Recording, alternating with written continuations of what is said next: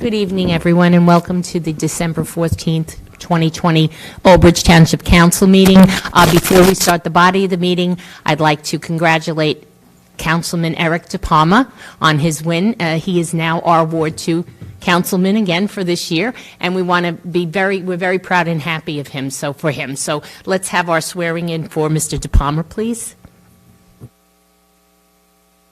After me, I state your name. I, Eric DePalma, Do solemnly swear that I will support the Constitution of the United States the Constitution of the United States and the Constitution of New Jersey, and the Constitution of New Jersey, that I will bear true faith and allegiance to the same that I will bear true faith and allegiance to the same and to the governments established and to the governments established in the United States and in this state in the United States and in the state under the authority of the people, under the authority of the people, and that I will faithfully, impartially, and justly and I will faithfully, impartially, and justly perform all the duties of my position, Councilman of Ward 2, perform all the duties of my position, Councilman Ward 2, to the best of my ability. to the best of my ability. Congratulations, sir. Thank you, ladies. Hey, look at mommy. Very nice. Very nice. Oh. Right. Yes. Okay, thanks so much. Yeah. This way you have a nice memory.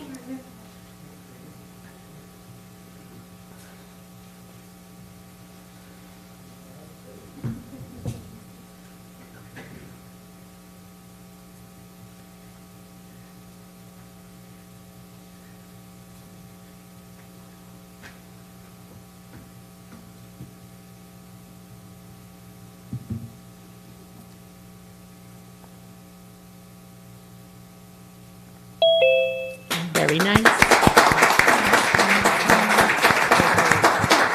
Thank you very much. Congratulations again. Job well done.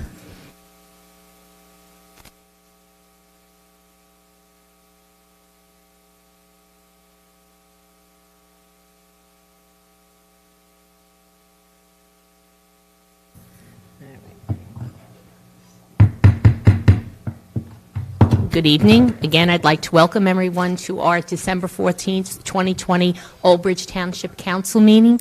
Please rise for a pledge of allegiance. Please remain standing for a moment of silence and for our prayer. I pledge allegiance to the flag of the United States of America and to the republic for which it stands, one nation, under God, indivisible, with liberty and justice for all. As customary in this chamber, we stand for a moment of silence to remember those who are protecting our freedoms, both here and abroad, for our first responders, for those who have made the ultimate sacrifice, and this evening the mayor would like to recognize someone. Mayor Henry. Thank you, Council President, members of the Council. It's with great sadness I stand here tonight, and I would like to take a moment to honor the memory of one of Old Bridge Township's police officers who recently passed away. Patrol Officer Christopher Cronin, badge number 193. Police Officer Cronin passed away unexpectedly on December 2nd. Chris was an officer with the Old Bridge Police Department for over 21 years. His commitment and dedication to public safety of the residents of our community was enhanced by the fact that Chris Cronin was born and raised right here in Old Bridge. During his career, Chris's professionalism earned him many letters of appreciation from the residents of Old Bridge, as well as being the recipient of the Chief's Letter of Recognition Award, the department's unit citation, and several life-saving awards. In addition, Chris had the distinct honor of receiving the State of New Jersey General Assembly citation for his heroic life-saving award. Chris was well liked by all, a good friend and dedicated to his profession. He will be missed by all of us. Our sincere condolences to Chris's wife, Lenora, his father, retired Captain Dennis Cronin, and his brother, Detective Michael Cronin. So tonight, I would ask everyone to please keep the Cronin family in your thoughts and prayers during this very difficult time. Thank you, Council.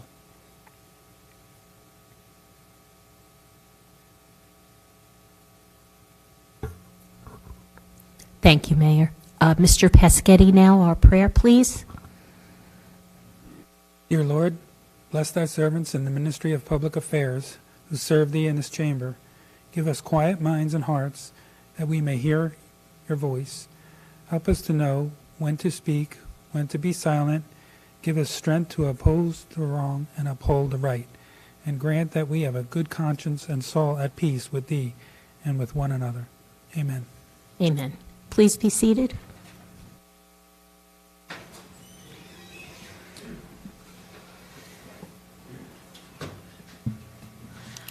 Ms. Brown? Here. Mr. De Palma? Here. Dr. Greenberg-Belli? Here. Mr. Merwin? Here. Mr. Murphy? Here. Mr. Peschitti? Here. Mr. Rizzoli? Here. Ms. Walker? Here. President Sohor? Here. We have 9 present. This meeting is being held in conformance with the Open Public Meetings Act. Notice has been given to the newspaper, and notice of this meeting has been posted in public places. Next open meeting of the council will be on January 4th, 2021 at 7:30 p.m. Thank you, and good evening, and welcome everyone to our meeting. We'll begin the meeting by doing some presentations, and Mayor Henry. Again, thank you, Council. Tonight, we felt it was important to recognize a few individuals and a few groups that have gone above and beyond over the last few weeks. As you know, Old Bridge Township was alerted by the state of New Jersey and Middlesex County that we were one of the 5 hotspots identified for COVID-19 cases in Middlesex County. Old Bridge requested help from the state and county in regards to testing for COVID site here in Old Bridge. And unfortunately, we received no response from the county nor the state.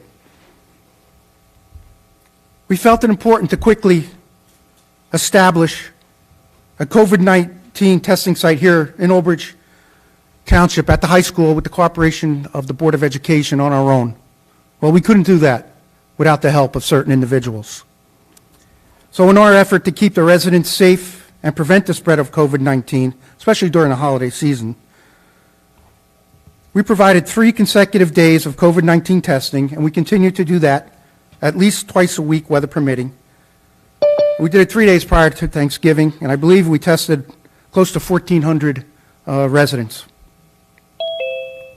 We were able to achieve our goal, and residents were safer and their families throughout the holiday. And we need to thank Synergy Labs and this Board of Education for partnering with us and allowing us to undertake such a feat. I believe we're the only town in the state of New Jersey who has gone and done that on our own. And that is a monumental task.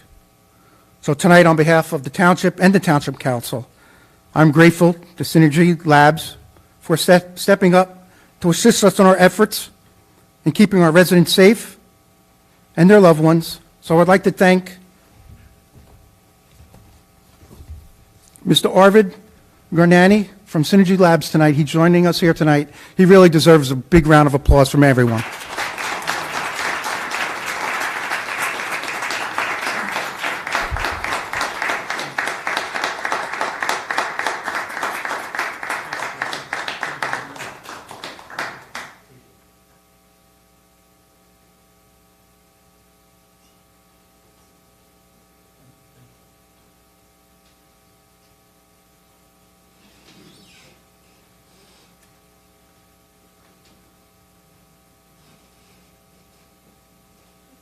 Next, Council, I'd like to recognize our OEM, our Office of Emergency Management. We gave them the task on short notice to help put this together. Mr. Garrity, our coordinator for OEM, is here, has joined us tonight.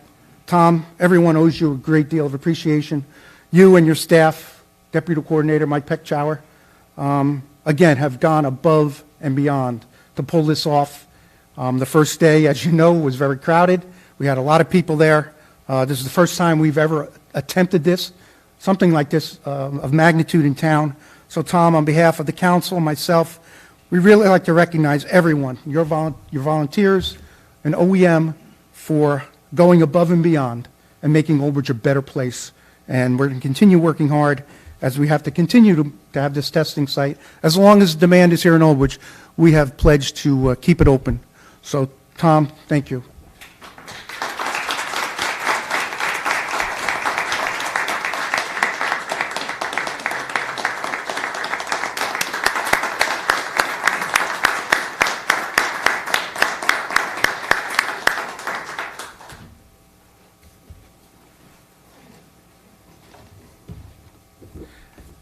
And finally, Council President, I'm sorry. We have another group I'd like to recognize. It's our CERT, our Community Emergency Response Team. These are all volunteers that have been at these testing sites on the weekends. They've given up their weekends, and some during the week, to stand out in the cold, greet the residents or the people coming to the test as they pull up, giving them instructions, telling them what door to go in, where to park their car. Again, so impressed by the professionalism they displayed, and they say a lot about our community when we have such a great organization. I believe one of the finest in the counties. And again, Mr. Garrity has to take a lot of credit for the CERT program here, along with Ruth and all the other people that just amazing what they do. So again, Tommy, if you can accept this on CERT's behalf, I really would appreciate it.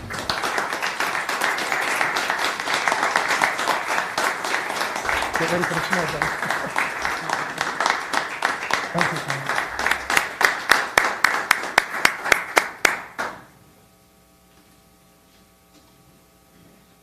Thank you, Council. Thank you, Mayor. Okay. Next is our presentation, a very Thank timely you. one, I might add, unfortunately, to some degree. Yes. We have our Public Works Director here, Kyle Harris, who is going to give us an overview of his snow season, as he called it. Council President, I'd like to make a statement before Kyle gives his presentation. Yep. Again, thank you. Believe it or not, this was planned for months now to Yep. come before the I council know. and talk about our snow plowing operations. And it appears to be perfect timing as we are being forecast to hit with quite a large snowstorm Wednesday night into Thursday. And please know that we take it very seriously. Snow plow is a year-round operation. We go out when it snows, but it's all year that the township is involved with getting ready for the snow season. During the summer, as you know, you've saw on your agenda items, you see new equipment is purchased. You see snow plow subcontractors are approved by the council. So it's a year-round operation. And before Kyle gives his update, I would just like to say a few words and emphasize what an important role the public plays in our snow removal operations. I can't state that enough, that the public plays a very important role in the process in snow removal, and the public impacts the cost and the time it takes to conduct snow operations. The public can help the township and Kyle and his crews by taking some basic common sense measures. The first one is remove your cars off the street if possible. The roads are cleared curb to curb when there's no one parked. You get a cleared street and you don't have to dig your car out. Remove other structures from the front of your house or in your roadway. As we drive around, we see basketball courts are still up. We see skateboard ramps and accessories. We see hockey nets and other athletic accessories. Please, when you know it's going to snow, move them in off the roadway so we don't have to go around them and we don't hit them with the truck. Don't shovel and blow snow into the street. That's a big no-no, because then we got a call and we have to go do that street again, and everyone's driveway gets plowed in again because one or two people decide that it's a good idea to blow or shovel your snow back into the roadway. I urge everyone to use extreme caution when shoveling. And if you have sidewalks in front of your house, please get them cleared so they can safely pass and people don't have to walk in the roadway. Our goal is to maintain clear access for emergency vehicles during and after a snowstorm. And I would ask anyone, if they have any questions or need help or assistance, either call the mayor's office or the Department of Public Works. Kyle's staff is very receptive, and we take care of the problems immediately. So, Kyle, I know the council is looking forward to what we've prepared. You and the Recreation Department. Matt played a big role in plowing our streets, our sidewalks, our commuter lots. And Mr. Garrity is here, and we're going to be preparing for OEM.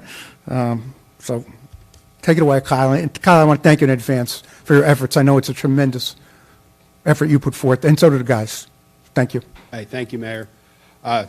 Thank you, Council President Sohar and members of council. On behalf of Mayor Henry and Mr. Shaw, I put together a short presentation on our township snow removal. It's very similar to what I discussed last year at this time. Fortunately, last year, we did not have to do any snow removal. I don't think we're going to be as lucky this year. So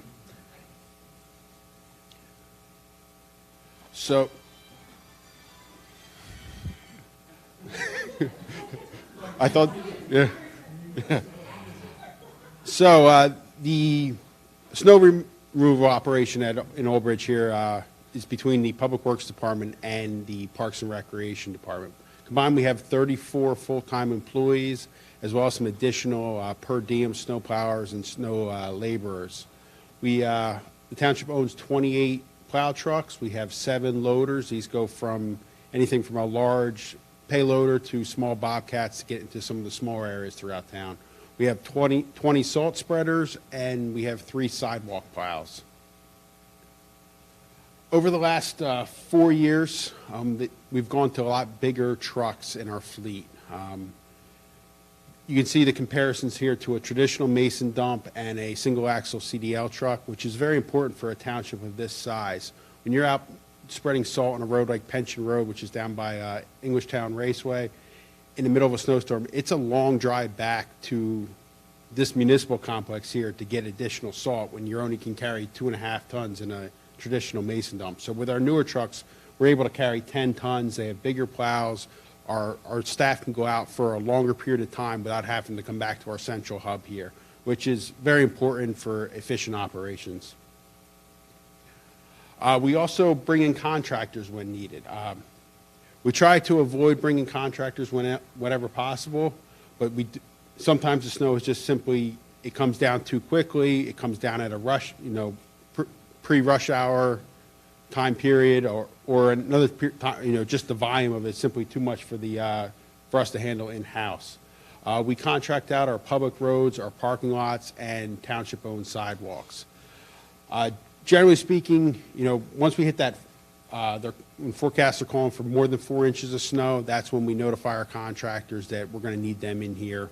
And we bring them in from anywhere from a 2-hour period to a 20-hour period, depending on what the storm conditions require. In the township,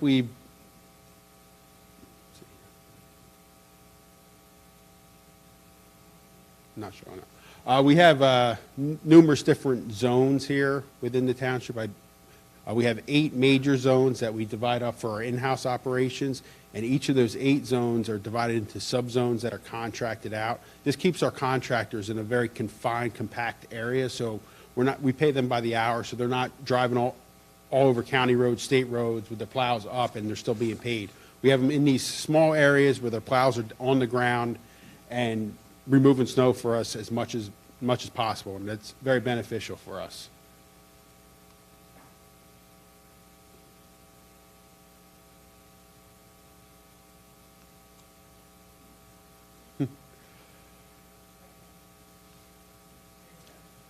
Our plowing priorities are our snow emergency routes and essential municipal areas. This would be like, essential municipal area would be the police parking lot, so our law enforcement can get out onto the roadways. An essential snow route would be Ferry Road, where we have a hospital, and not only is there a hospital, it also connects 2 state roads. So roads of that nature are considered our, essential emergency routes, as well as some of the routes that go through our larger neighborhoods, like a Sydney Street, or some of the bigger roads out in the harbor that, connect different neighborhoods together. Our secondary streets these are just your more typical residential areas. And then we have our dead end and cul-de-sacs, municipal parking lots, and our outlying municipal buildings and parks are done last. This is an example of Madison Park here. You can see that like the Princeton Road would be considered a a primary roadway because it connects the entire neighborhood. Then you have some of the connector streets, and then you'll see some of our dead-end streets. So that would be our priority list throughout that neighborhood. We also have times during the middle of a snowstorm that trees are coming down, so we've got to kind of change direction. A lot of these storms that are late season or early season are typically heavy, wet snow, which results in a lot of trees coming down, power outages. That's kind of what's in the forecast for this coming storm on Wednesday into Thursday. Will be a heavy, wet snow with potential for a lot of widespread power outages. So we're out there. You know, our trucks have chainsaws on them, so we could be plowing 1 minute and 30 seconds later, we're out of the truck cutting up a tree that's in the middle of the road. And as the mayor touched on, we asked, you know, the residents remove any sporting equipment from roadways. These are basketball hoops, hockey nets.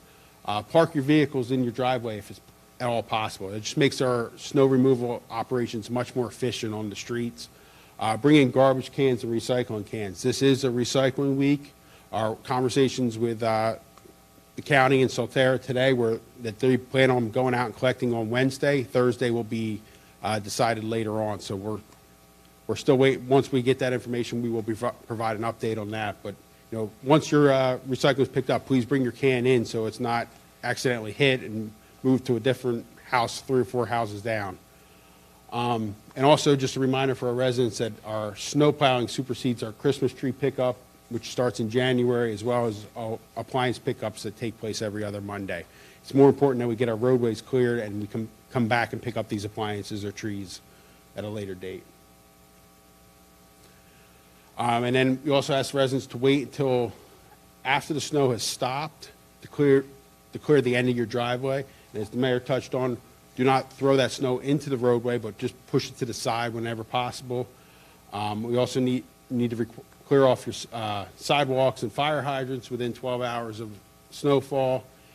And if you do, sometimes the damage does occur. We're out there throughout the nights. Belgian block gets hit, street signs get hit. You know, we've had incidents where snow is pushed up and knocked over mailboxes. So if any of this damage occurs, please notify the Public Works Department so we can get out there and schedule to get that damage repaired. And on behalf of the Public Works Department and Department of Parks and Recreation, I'd like to thank you for your time and open the floor to any questions. Does anyone from the I would council? say, most of all, I get compliments on the work that you do throughout the town, and it's a very daunting task when you think of the size of Old Bridge, and we were lucky last year, and I wish it was the case this year, but I wish you safety, and thank you for your job. Thank Mr. you. Pescetti, you have a question? No question. I want to also echo those comments. You know, I'm a lifetime resident in Old Bridge, and it's never been better. These last 4 or 5 years, fantastic. You guys do a great job. That tree that was in your presentation on the left side was right by my house. That tree went down, blocked traffic, and you guys were out there cutting that tree up, and it was still snowing like crazy. And just very proud to be an Old Bridge resident. You guys do a great job. Kudos. Thank you. Anyone else like to be heard? Mr. Merwin? Yes. Just want to echo everything. I've not made a phone call that has not been properly handled by your department, and I want to thank you. Anyone else? Mr. Palmer, did you have your hand up? Yeah, just like what everyone said, I think you guys do a wonderful job. You know, growing up in New York City, everyone touts the New York sanitation. I think we could put you guys up against them any day of the week, and we would probably come out ahead. So thank you guys for the great work, and thank you for clearing everyone's roadways on Thursday. Thank you. Anyone comment or a question? No? Council President? Yes. If I may, I especially want to thank both Kyle and Matt. Basically, they have broke the barrier between the two departments, and they're all working together to serve the town. And that's a tremendous credit goes to both of them for working together when it's such emergency happens. And I want to thank Council for continue to support purchasing equipment that is needed, proper equipment that is needed to do such operation, because it is a massive operation. I know in 12 hours, I don't think they don't sleep well. I mean, even if an hour. So I want to thank both of them, their staff, and the council for their support. Yes, no, thank you, absolutely, Mr. Shaw, you're correct. I want to thank you as well, all of you, Matt, Kyle, all your crew. Everybody really works very hard, and I think we try to support as much as we can by providing you with the tools that are necessary. Like you said, larger equipment, things that make sense and work better for everyone. So I think together, it's really coming into a good place. And good luck tomorrow. Thank you. But thank you again for coming and sharing with us. It was a very nice presentation. Council Thank you. President, I'll say thank you too. I know everyone's already said it, so I feel like we should have just collectively said it at the same time, but I usually say thank you to you offline, but thank you.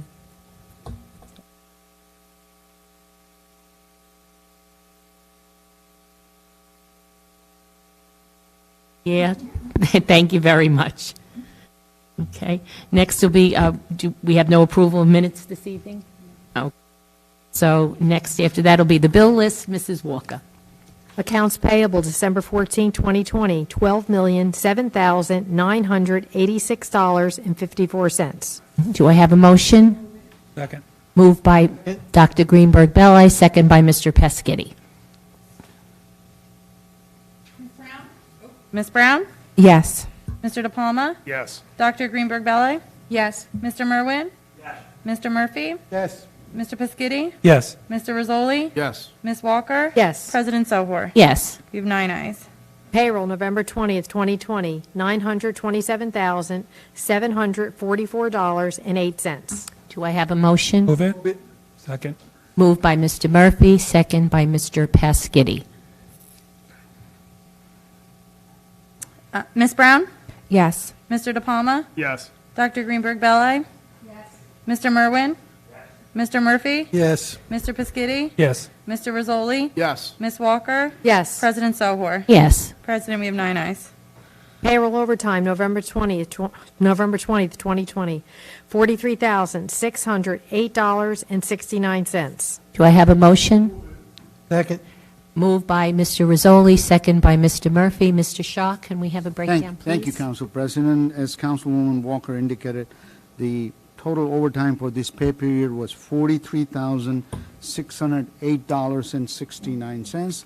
There was no really any anomalies or uptick in any other departments. For Police Department, the total overtime for the sworn officer was $30,082.58. Deduct grant, $1,777.34. Deduct ETO, $4,624.15. The net overtime was $23,681.09, representing 382.50 man and women hours. There were 2 officers injured on duty, and they were on light duty. And the 2 officers were quarantined in that period. Total overtime through that to this period for pandemic was $21,994.38. Okay, thank you, Mr. Shaw. Ms. Brown? Yes. Mr. De Palma? Yes. Dr. Greenberg Belli? Yes. Mr. Merwin? Yes. Mr. Murphy? Yes. Mr. Pescitti? Yes. Mr. Rizzoli? Yes. Ms. Walker? Yes. President Sohor? Yes. We have 9 ayes. Payroll December 4th, 2020, $894,936.40. Move it. Second. Moved by Mr. Pescitti, second by Mr. Murphy. Ms. Brown? Yes. Mr. De Palma? Yes. Dr. Greenberg Belli? Yes. Mr. Merwin? Yes. Mr. Murphy? Yes. Mr. Pescitti? Yes. Mr. Rizzoli? Yes. Ms. Walker? Yes. President Sohor? Yes. We have 9 ayes, Council President. Payroll overtime December 4th, 2020, $36,432.15. Do I have a motion? Move it. Second. Moved by Mr. Murphy, second by Mr. Pescitti. Can we have a breakdown, Mr. Shaw, please? Yes, Council President, thank you. As Councilwoman Walker indicated, the total overtime for this pay period was $36,432.15. There was no really uptick in any other department. For the sworn officers, overtime was $23,082.58. $820.03. Deduct grant, $973.38. Deduct the ETO time, $12,758.96. The net overtime was $10,087.69, representing 410.25 men and women hours. There were 2 officers on injured on duty, light duty, and there were 5 officers quarantined. Okay, thank you, Mr. Shaw. Ms. Brown?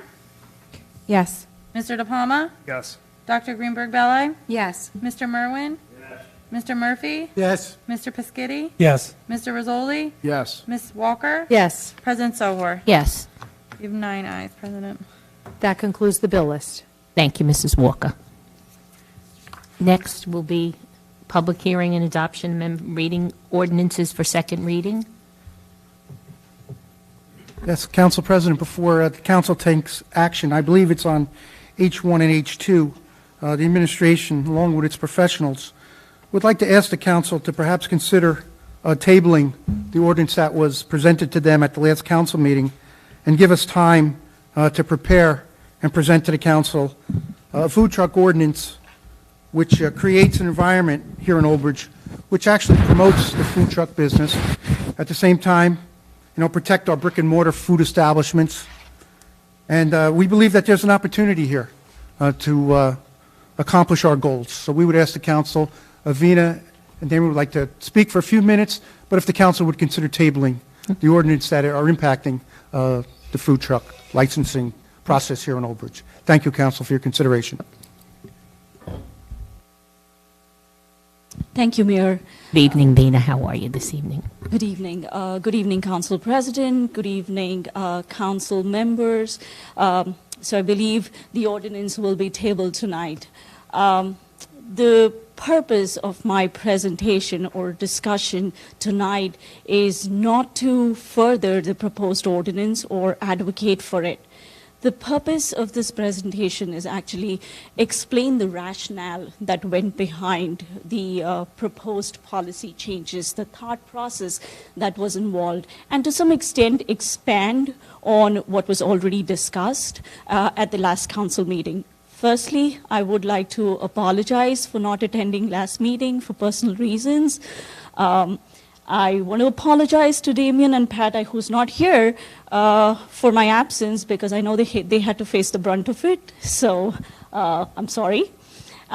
Here I am today, and the reason or how this all started.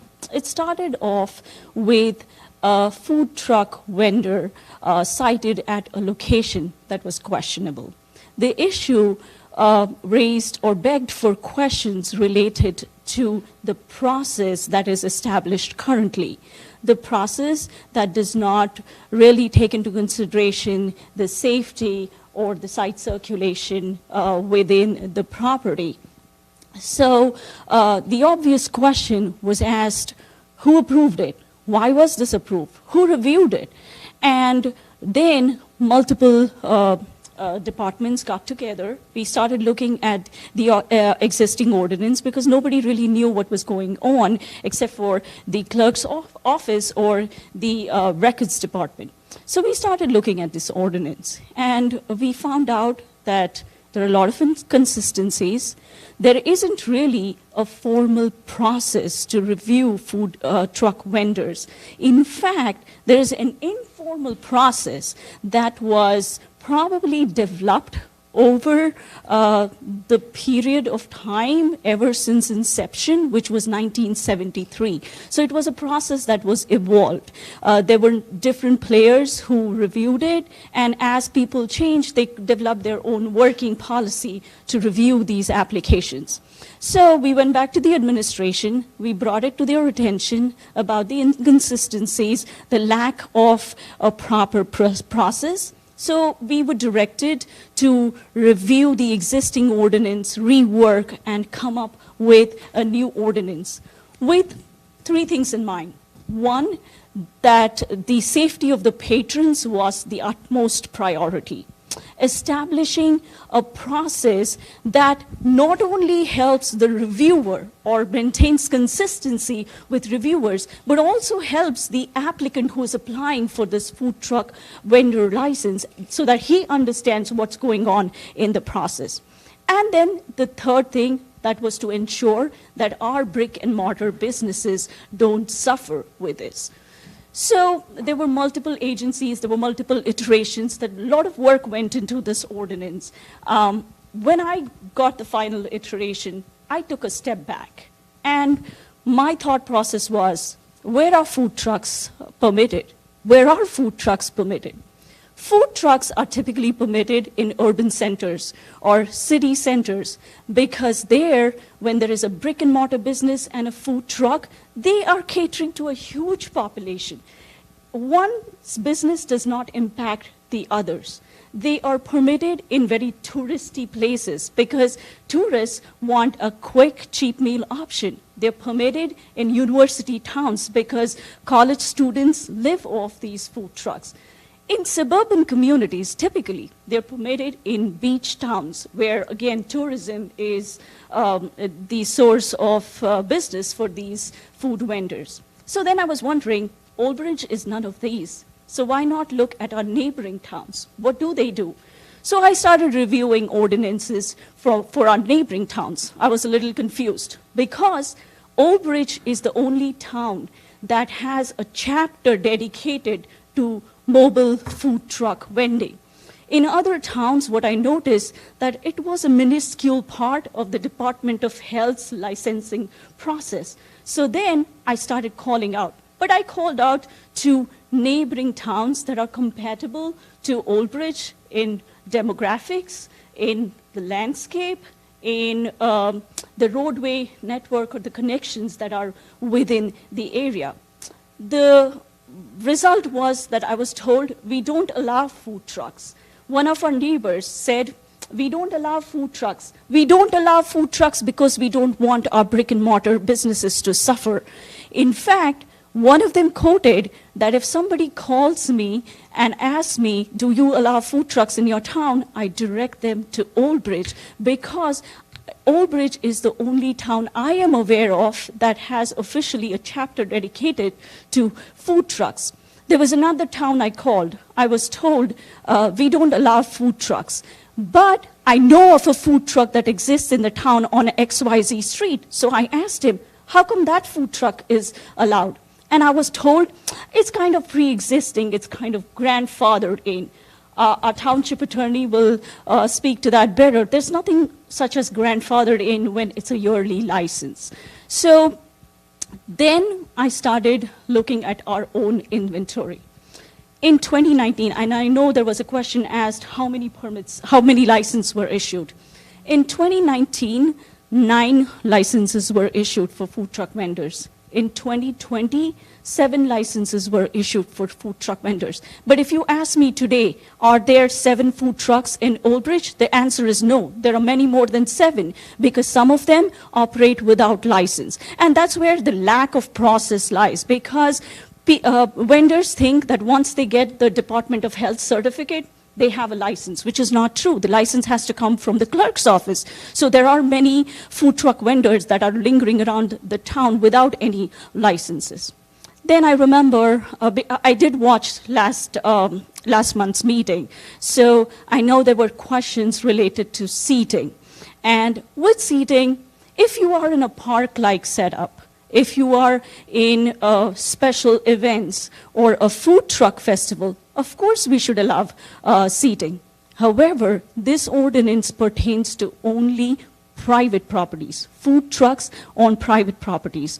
When a licensure process is created, typically it is created to circumvent a more elaborate process. So in this case, the food truck license was created so that it circumvents the entire site plan review process.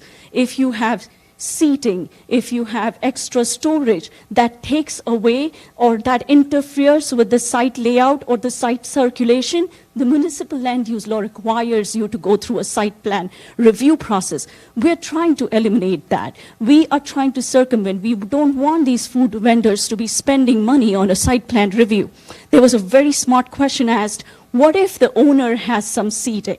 And yes, we created the outdoor dining ordinance so that a business that is permitted in the zone could have up to 8 outdoor seats.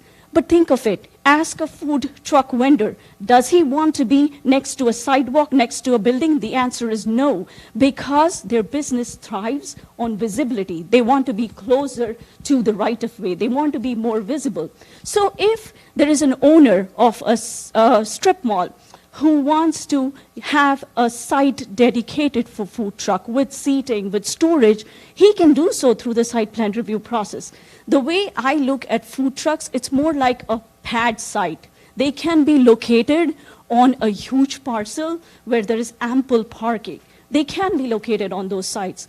On a park-like setup, they can have seating, they can have a little storage if it is permitted. But these are properties that have already tight parking situations. So we have to be careful. We're trying to circumvent the site plan review process. We're ensuring safety of the patrons. We're ensuring that there's a safe site circulation within the property. I know there was another question, and that's the last question. There were questions asked, like, why Route 9, why 18? So in the ordinance, we suggest that these uses be permitted on Route 9, Route 18, and Route 35. Route 9 and 18, if you look at it, the properties that abut the highway, these highways are mostly located in the Economic Development Opportunity Zone 3 or the Regional Commercial CR Zone, where the traditional zoning requires large lots. So on a large piece of property, if a food truck takes up some space, it does not impact the overall parking, unless there was a parking variance granted. Then it's a different situation. But when you are on 1 acre parcel, majority of these 1 acre parcels in the past have received a parking variance. When a food truck takes away more of that parking, it exasperates the parking variance. And that is why Route 9 and 18 was included. Route 35, I'm optimistic that at some point we will have access to the beach. It will be a tourist spot. We will be able to attract some development there. And so Route 35 was included in the list. But I think that's all on my presentation part. I know there were questions related to these topics, so I tried to touch on each of this topic. I can take questions. Yes.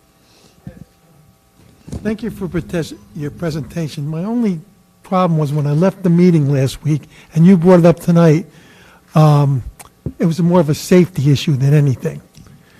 Is that true? Yes, that is true. Are you proposing a bike route along 516 where you can drive bicycles? I think, Nicole, They are. we are proposing on 516. It is a part of the town center Okay, district plan. that is more of a safety issue than anything.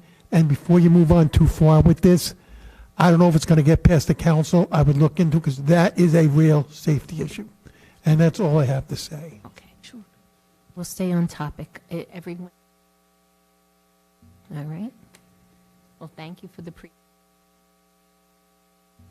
Madam Council President, before you go any further, if there's going to be a motion, it should be a motion not to table, but to reconsider in the new year, just because this is the last meeting before the end of the year. So you don't table it, and we'll have no public comment tonight. It'll be a reconsideration in the new year, so that these will not be open to the public. But you can continue the presentation and the questions by council, and then it would be revisited in the new year, and again, then it would be open to the public as well and council, okay? Just so going forward. I make a motion to reconsider it. So I just had a question. So just to make it clear, because we did get on 516, they will be able to be allowed on 516 still, just not 18, 9, and 35. No, so right now, the proposed ordinance only allows food trucks on Route 9, 18, and 34. We will definitely look into 516. The rationale behind not including them was in the past few years that I have been working with the township, many of the site plan applications that went in the front of the planning board received a parking variance. For example, 516 development, town center, all of them have received a parking variance. If a food truck is going to take away more parking, then it exasperates the parking variance. Plus, properties along 516 are generally 1 acre parcels. That's the traditional zoning requirement. So if they are smaller lot, it is very hard to fit in a food truck. So we'll again go back and reevaluate, and this will be pertaining to only private properties. But if you're on some other property, then it's a different story. So it's private property, not a store. I can add to that. Yes, that's one of the that was one of the area that Mayor and we spoke about it, and Mayor strongly felt that we have to allow in some fashion on 516, and that's why one of the reasons that we're asking the council to table this, and we're going to revisit all the area and make sure that it's properly reflected. We have a motion. Okay, second. A motion by Mr. Rizzoli to reconsider, second by Dr. Greenberg Belli. Read the motion, please.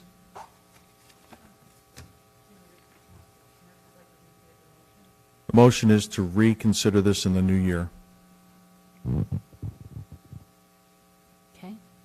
Ready for call? Yep. Okay. Ms. Brown? Yes. Mr. De Palma? Yes. Dr. Greenberg Belli? Yes. Mr. Merwin? Yes. Mr. Murphy?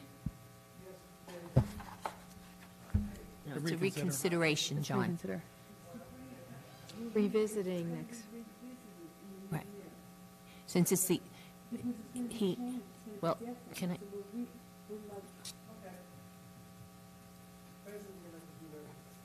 I? Thank you, Council. Thank you. Thank you for your So, presentation. Mr. Murphy, was that an aye? Yes. Okay, sorry. Mr. Piscitty? Yes. Mr. Rizzoli? Yes. Ms. Walker? Yes. President Sohor? Yes. We have 9 to reconsider. Thank you, council. Thank you, Mayor. Okay, next will be H3, an ordinance of the Township of... We have to do H2 as well. Oh, I'm sorry, that's right. We got to do them separately. We can't do Make a them together. motion to reconsider on Second. 1 2. Okay, so Dr. Greenberg Belli made a motion, second by Mrs. Walker? Okay. Thank you. Ms. Brown? Is this for H2? This is to reconsider H2. Yes, thank you. Mr. De Palma? Yes. Dr. Greenberg Belli? Yes. Mr. Merwin? Yes. Mr. Murphy? Yes.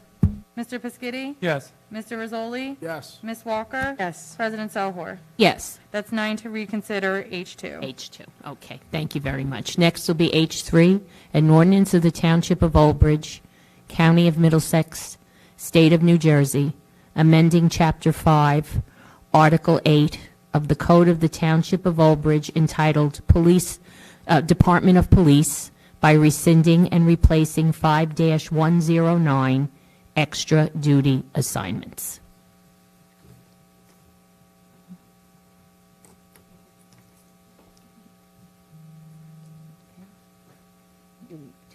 Do we have a Move it. motion? Move, John, did you move it? Oh, okay, I'm sorry. Go ahead. Go ahead, Cap. Good evening, council. As spoken prior to this meeting, with this extra duty solutions, it'll not only relieve the township liability of officers being paid on a timely fashion, but it'll also assist us in relieving officer man hours that it takes to schedule officers and handle the paperwork and the money work of this. Thank you. Anyone have any questions for the captain? Yes. I'll move it. Oh, sure. Mr. Merwin, you had a question? So what does this mean? Somebody will be back out on the road? As far as man hours, it's going to help us in administration. It's not going to initially put somebody on the road, no. Oh, okay. Anyone else have a question for Captain Mandola? No? Okay. Okay, thank you very much for your time Thank for you. coming. Thank you. Appreciate it. I'll move it. Okay, moved by Mrs. Walker, second by Dr. Greenberg Belli, and now we have to open it up to the public. So we'll now tell you this is the time to call in if you'd like to speak about this topic. This is our second ordinance reading, H2. H3. My God, I need some more coffee tonight. If you'd like to make a public comment on ordinance H3 for extra duty assignments, you can call into our Zoom call. The call-in number is 929-205-6099, and our Zoom ID is 850-4124-4447. Instructions are on our screen and broadcast. If you are on our Zoom call, if you're calling from a phone, you can press star 9 to raise your hand. From your Mac or PC, you can press Option or Alt-Y, or in your phone or computer app, you can choose the option for Raise Hand. Once a raised hand is indicated, I will identify you and allow yourself to unmute.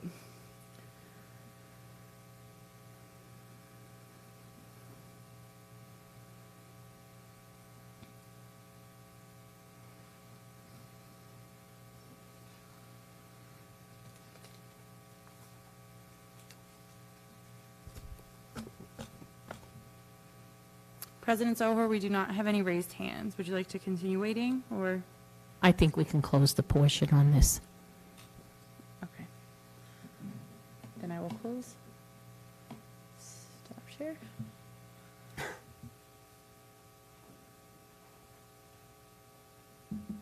I call roll? Okay. Ms. Brown? Off days? Off day, okay. Mr. De Palma? Yes. Dr. Greenberg Belli? Yes. Mr. Merwin? Mr. Murphy? Yes. Mr. Piscitty? Yes. Mr. Rizzoli?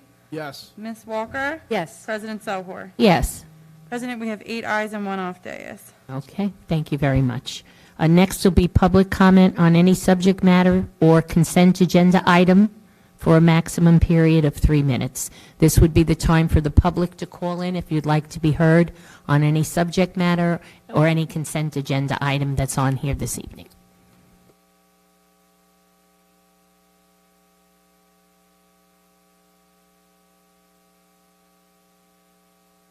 If any member of the public would like to make a comment during our public comment section, again, they can call into our Zoom call via number 929-205-6099. Our Zoom ID is 850-4124-4447. From your phone, you can press star 9 to raise your hand.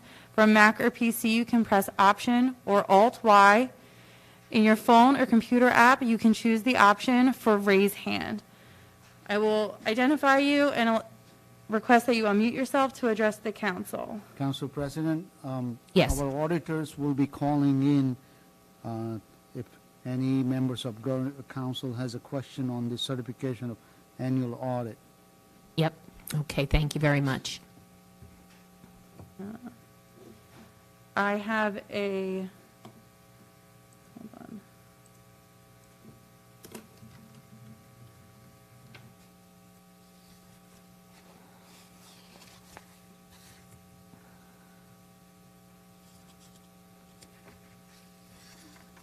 Okay, our first member of the audience is Matt. Thanks. Matt Morgan, 84 Greenwood. I'm calling regarding the food trucks. So it's really great to hear this one's going to get a bit more time in the oven, but I'll still take a minute here to hit the high points. I listened during the last council meeting, and it was pretty confusing how there was 2 separate, unrelated reasons put forward for this big, combined list of new regulations. Safety seems totally valid, especially when the town hasn't updated these policies in decades. And, the food truck industry has certainly evolved since then. Protection of the local industry while they're struggling with COVID. I'm certainly sympathetic to the brick and mortar restaurants, but just didn't feel right to play favorites when they've both been operating in town for years. So I went through and, read the ordinances in detail, noticed a couple issues, talked to some other folks to see if I was alone with this, and I definitely wasn't. So I took the time, I typed up that feedback for the council and the mayor, sent it in 2 weeks ago. I haven't heard anything back, but totally respect you're all busy folks. So I'm optimistic it was read, digested, forwarded off wherever it needs to go. More than anything, I just hope it leads to some small improvement in the ordinance before its eventual passage next year. I don't have any skin in this game. I just really like the variety that the food trucks bring to town. Yeah, I like nothing more than to ride that bike lane down 516 and pull into a whole food court full of food trucks. But most of these trucks, like I said, they've been operating for years. We shouldn't pull the rug out from under them. So, dial down the fees, keep the trucks on 516. Safety first, of course, but give them some flexibility in their operation. A picnic table, some music. In general, just stick to the issues that stem from safety. I trust you all do the right thing. Vina's presentation was great. I respect sometimes there are issues where you got to make an unpopular move or maybe a compromise where no one's left truly happy. I was just surprised, wondering where this all came from. So all of a sudden, surprised it got pushed forward so quickly when it clearly needed more time to be discussed. And it's just great to hear that's actually happening now. So thanks. Stay safe. Have a good night. Thank you very much, Matt.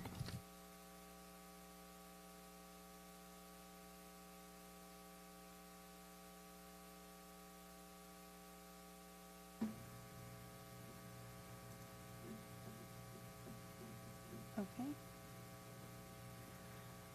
Our auditor is on the line if the council has any questions regarding the audit. There are no other raised hands at this time, but I'd just like to repeat for anybody on our Zoom call, if you'd like to make a public comment, you must raise your hand by pressing *9 from your phone, Option or Alt-Y from your Mac or PC, or the raise hand button through your phone or computer app. And I do have another member of our audience wishing to make a comment. I've asked phone number ending in 63 to unmute themselves.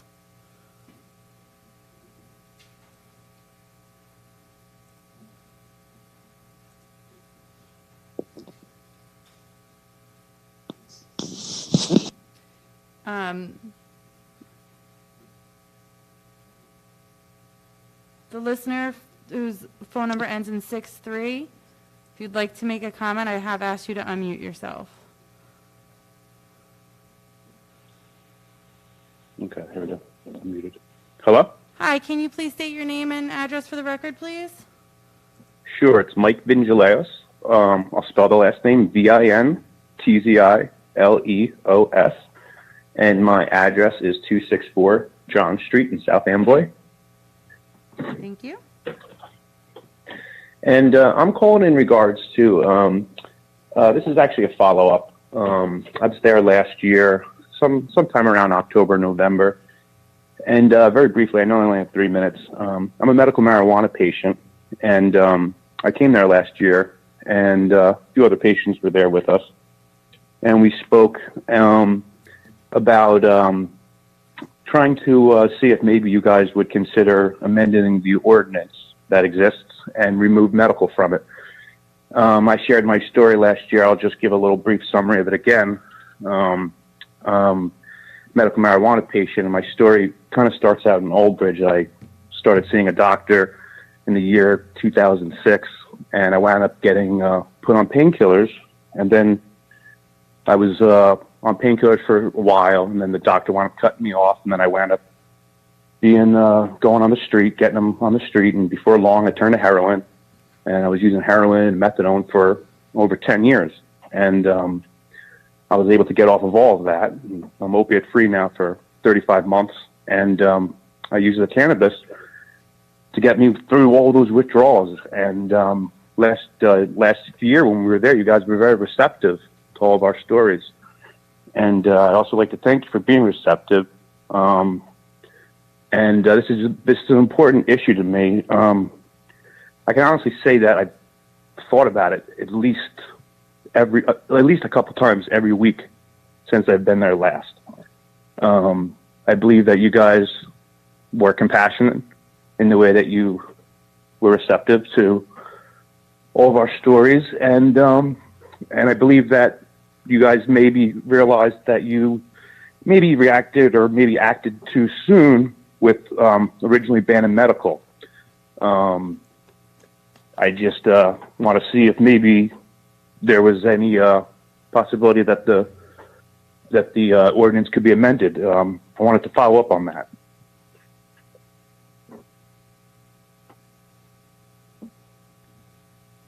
Well, thank you for calling in and giving us your comments. They're appreciated.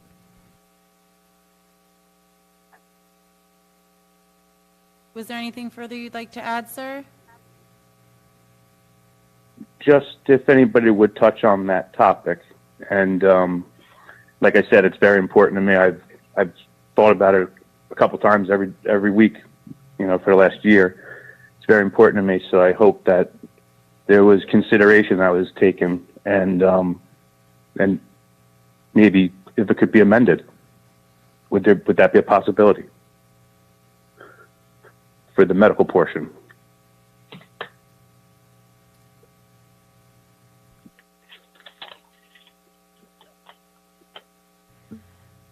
Like I said, we do appreciate you calling in. At this point, we can't, go into a question and answer. This is the public's portion. But we do thank you for calling in and asking, and we will follow up on it. And sir, that's your 3 minutes. Okay, I'll be following up as well. Thank you. Thank you. Okay. I don't have any other raised hands from the public. I do have our auditor on, and I will ask him to unmute himself if there are any questions that the council... Okay. Oh, you want to close the public portion? I'm sorry.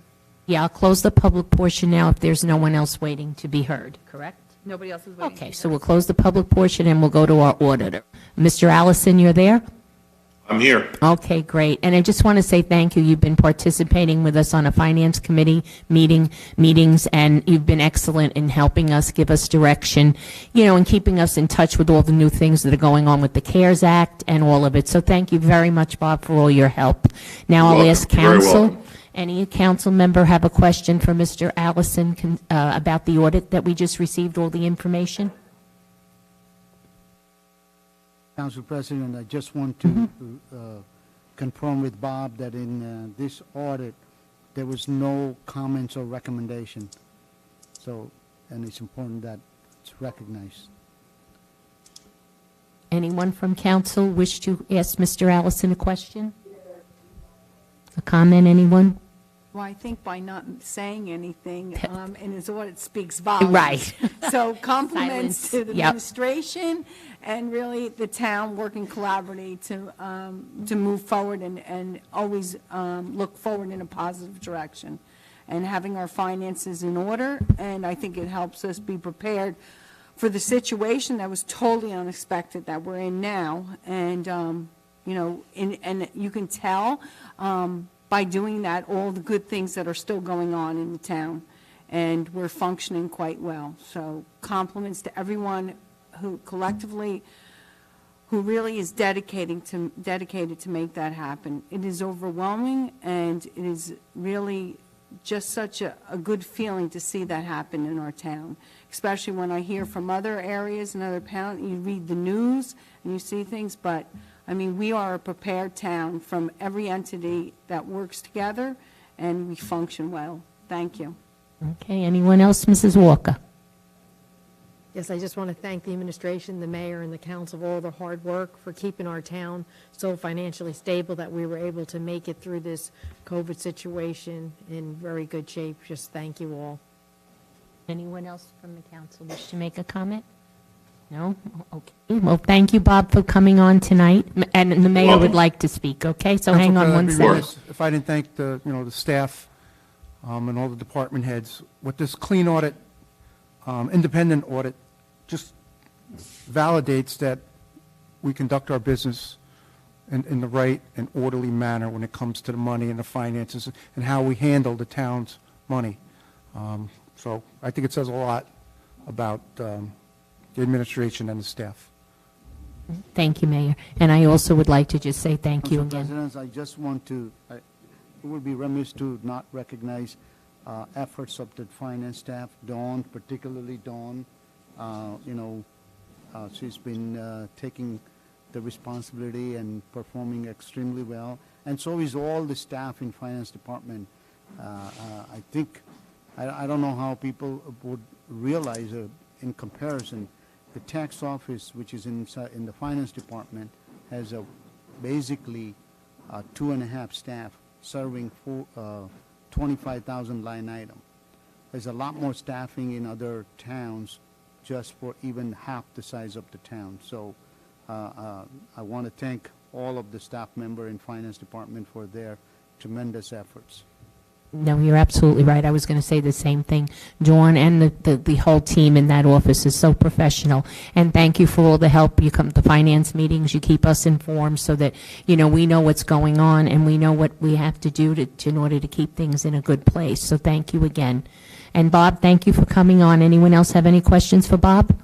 No, I'd just like to wish him a very Merry Christmas. Yep, happy holidays. And also, Hamachi, we'd be remiss, we have to say personally to you. You're at the head of it, and you take a brunt of a lot of complaints, a lot of problems, and like the finger's always pointed at you, but you rise like cream. Thank you, Council.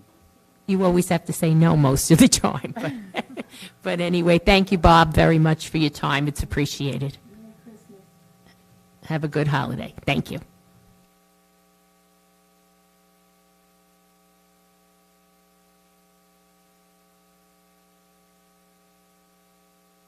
Yep. All right. Next will be our consent agenda. I'd like a motion and a second, and then we'll take separations. Second. Moved by Mr. Rizzoli, second by Dr. Greenberg Belli, and now we'll do some separations. Ms. Brown?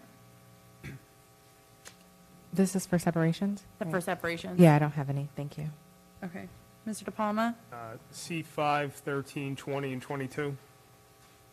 C5, C13, C20 and C22.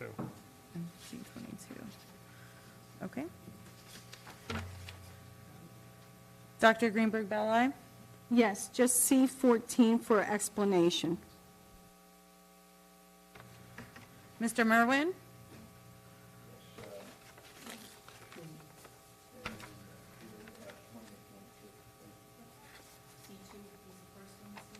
You got that, I'm sorry, number 2? Yeah, and he already got 20 and 22. Okay. All right. Mr. Murphy? Mr. Piscitty? C4, C8, and C9.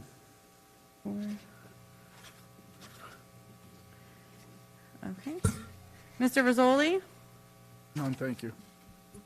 Ms. Walker? I want to speak about C5. P5? Okay. And President Sohor? Thank you. Okay. So I have, Okay, so we took a motion and a second on the balance. Move it. Second. Ms. Brown? Yes. Mr. De Palma? Yes. Dr. Greenberg Belli? Mr. Merwin? Yes. Mr. Murphy? Yes. Mr. Piscitty? Yes. Mr. Rizzoli? Yes. Ms. Walker? Yes. President Sohor? Yes. We have 9. Okay, thank you. Next will be C2, Mr. Merwin. Yes. First, I want to congratulate the town on receiving this. This is a significant amount of money, $250,000 for the Safe and Secure Community Program. What are we using it for?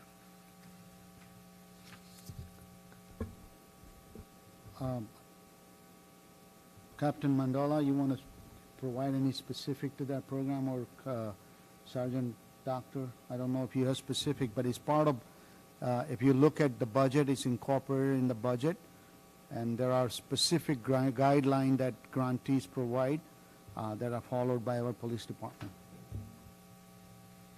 On C2. C2. Yeah, good evening again, In Ms. council again. Yes. Thank you, Captain.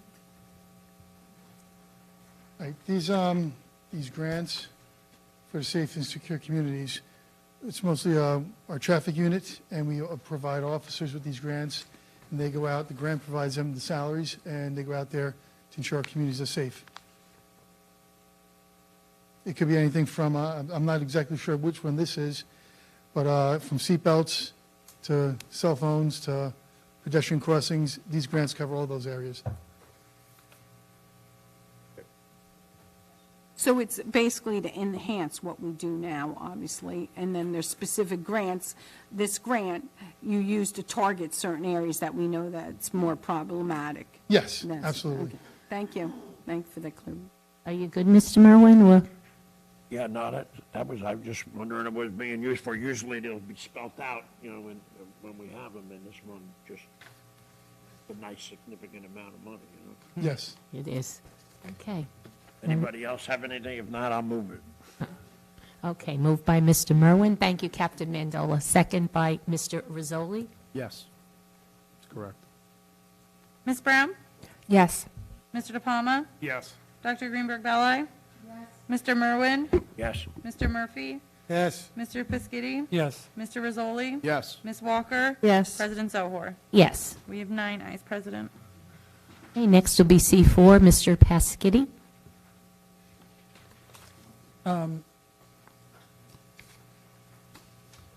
Yeah, so could someone just clarify that for me? Yes.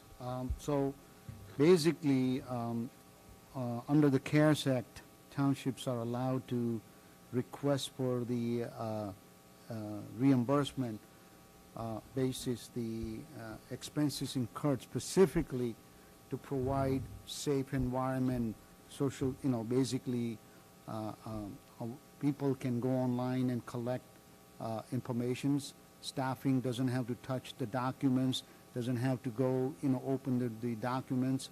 And so part of that process is what we needed is to scan the documents in the system. And if you recall, about a month back, we had a large amount authorized by the council. Similarly, we gone through the approval from the county who is in charge of the CARES funding for Middlesex County. They authorized saying this is a appropriate expense to provide that safety measurement that is needed for under the COVID-19 rules. And so that's what we're applying for. I think this previously we had about planning department, zoning department, legal department, other department has done. Gabriella came on board recently, and she was working through the elections timing and election-related activities, so she couldn't identify initially. She finally, after the election, identified certain types of record that she likes to get it done. We applied, they approved, and so we're asking council permission. They're all going to have to be delivered and submitted, completed by the year end. That's the requirement. Okay, thank you very much. If nobody has any other questions, I'll move it. Second. Okay. So, Tony, you made a motion? Yes. Okay, and you seconded it? Yeah, John, Mr. Murphy. Okay, thank you. Ms. Brown? Yes. Mr. De Palma? Yes. Dr. Greenberg Belli?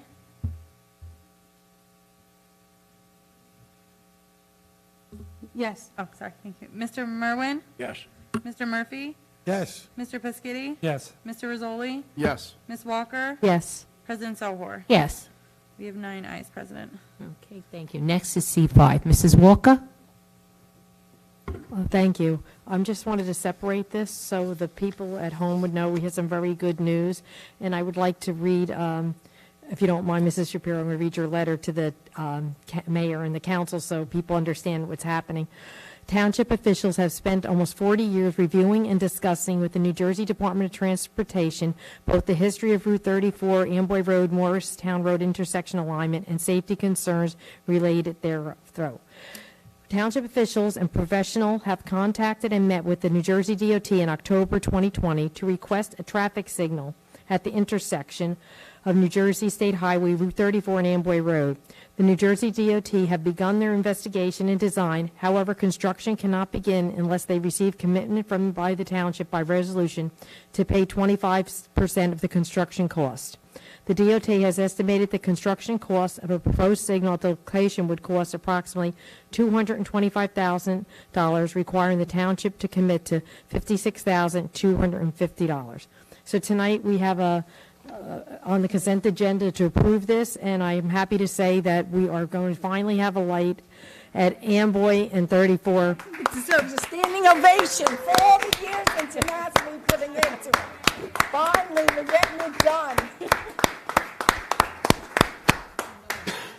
I want to thank Nicole and the mayor for all your hard work. I've been working on this with Mrs. Sower for many years before I was even a council person. And as everyone knows, we have a lot of accidents, which we just had an accident last week at Lambertson and Amboy again. And hopefully when the light comes in, we could readdress the Disbrow situation and make it safer. And so we're just so happy that this has finally happened. Thank you all. Yeah. Okay, Mr.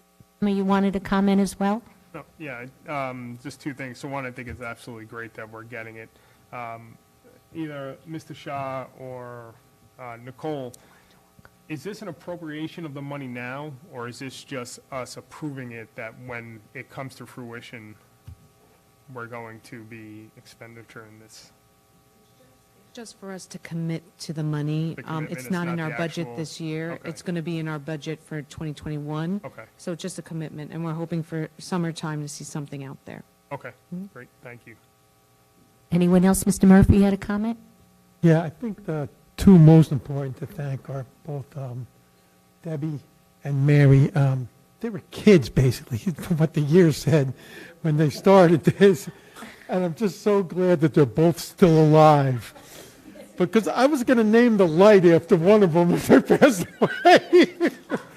But congratulations, it's been done. Thank you. Oh, we don't want to, but thank you, John, for the sentiment. It's very, very nice of you. Thank you. Anyone else? Mr. Merwin? Yes, it is a long time coming. I'll believe it when I see it.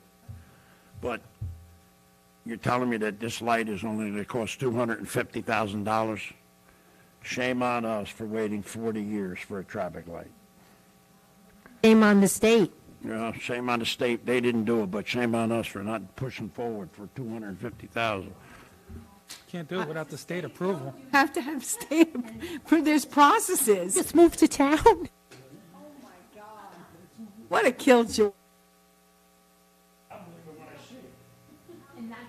Name the light after us. Do not worry.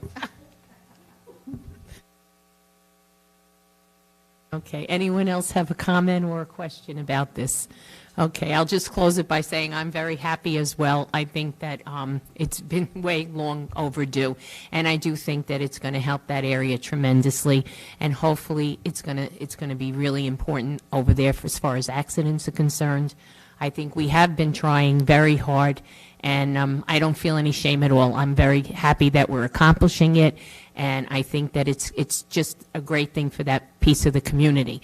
And please, in the interim, I always say the same thing. Please slow down over there. Please take your time. It is just a very dangerous area over there, and this time of year now it gets icy.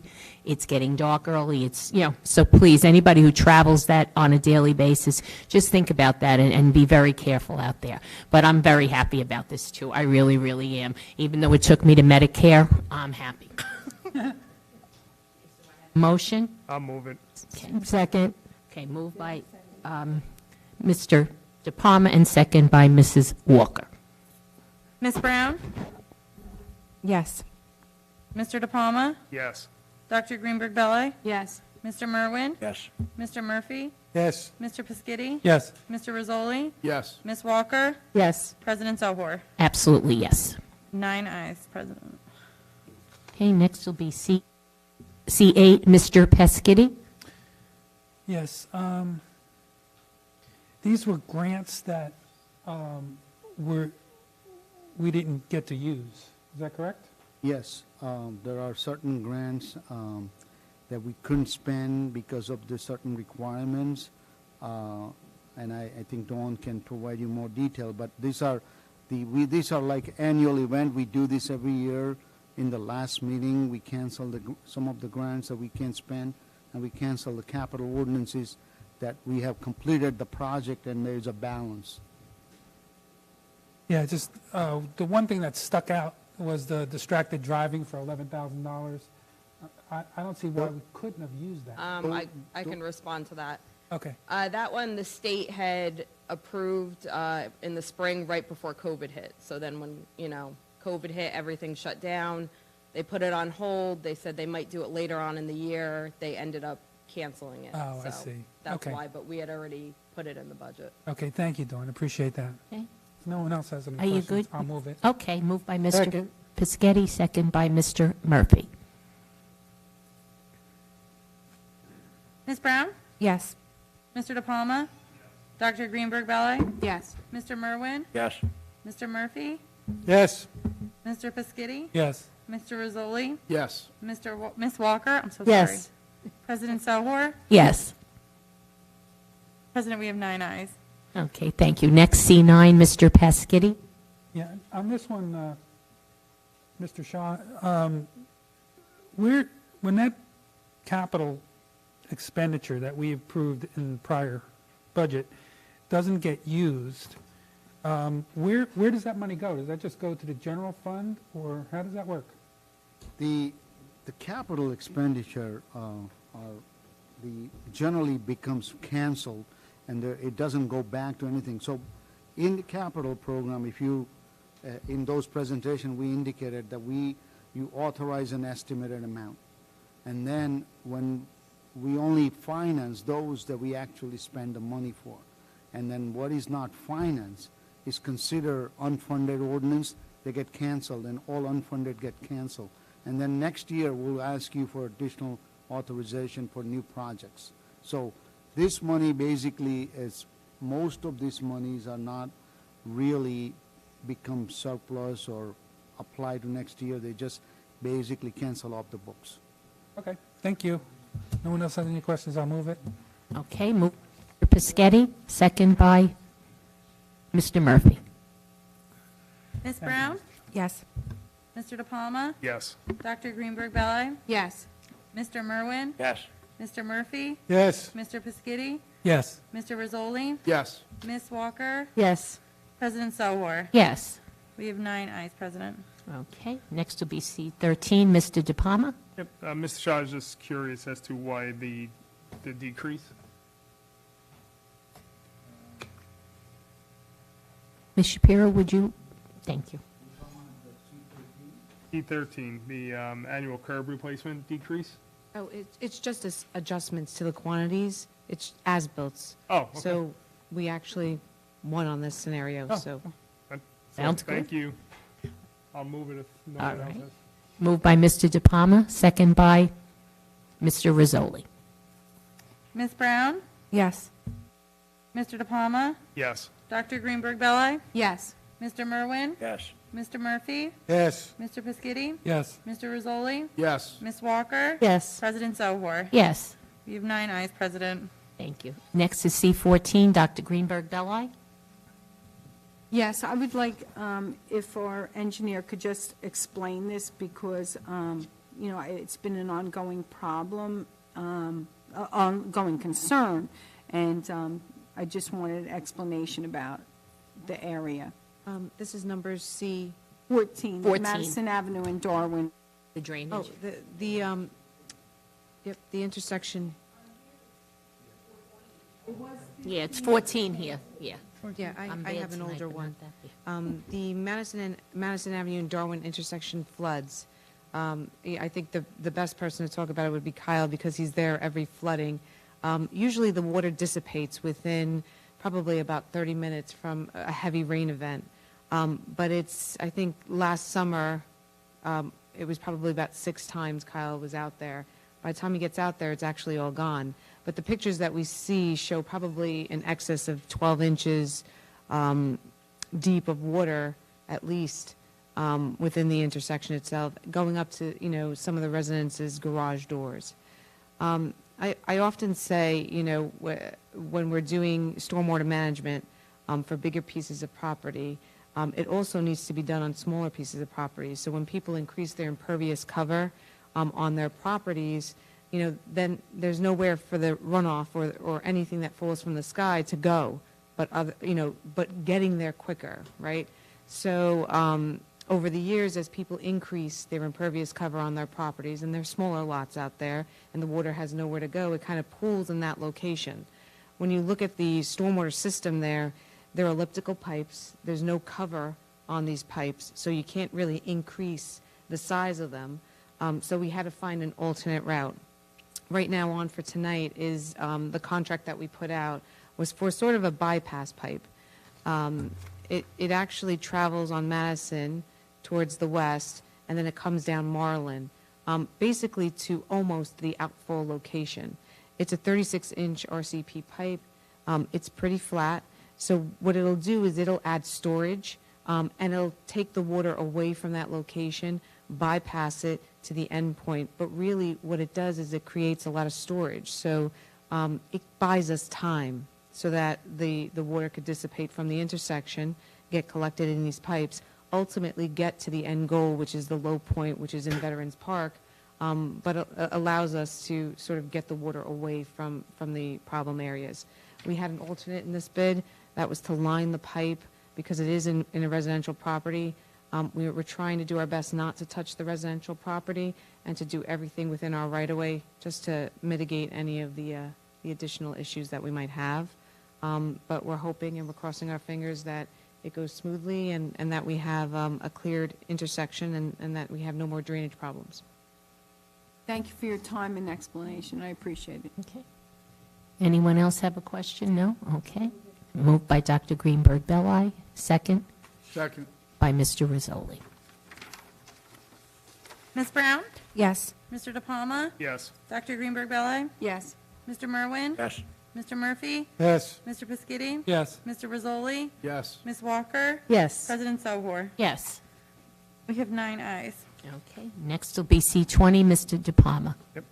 Yeah, so I just wanted to separate this just to, bring it to all the residents' attention that the work that our engineer and planner do to look at the areas that need to be redeveloped. We talked about Old Matawan Road just recently, that came to the planning board, and now looking at Route 35. I think this is an important thing that we do for the township. By bringing these redevelopment zones, we do allow these businesses and these homeowners the ability to, get tax abatements and all these other things that you necessarily cannot get normally. I think it's important that we look at not only these areas, but all the areas of our town, and I think Vina and Nicole have been doing a great job in looking at it. When I was on a redevelopment agency prior, we talked about this. I'm extremely happy that we have this area, and hopefully, I look forward for more. So thank you, guys. Okay. Anyone else have a question about this?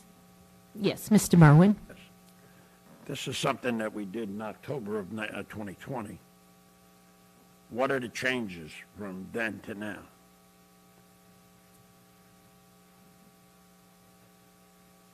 There was one property that was left out. We later found out that What property is that? it's Block 52, Lot 91. Where is that? That is on the fringe or at the edge of where we had stopped our study, but the owner owns the adjacent property, which is now in the redevelopment area, so it would only make sense to include it in the study.